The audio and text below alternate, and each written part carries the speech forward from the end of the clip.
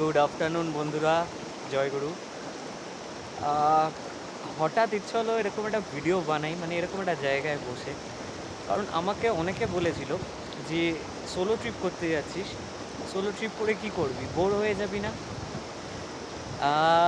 আমার চারিপাশটা দেখতে পাচ্ছে হয়তো সবাই। তো দিস ইজ দ্য ভিউ। উপরে একটা দারুণ হ্যাঙ্গিং ব্রিজ আছে, যেটা ব্রিটিশ আমলের তৈরি।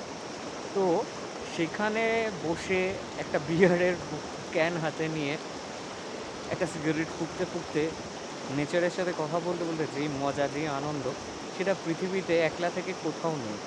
তাই সোলো ট্রিপে আমি বোর হইনি, আমি মারাত্মক এনজয় করছি। Me, myself and nature. মানে জীবনে একবার হলেও আমার মনে হয় সবার সোলো ট্রিপ করা উচিত। তাহলে লাইফটাকে উপভোগ করতে পারবে আমার মনে হয়। This is haven.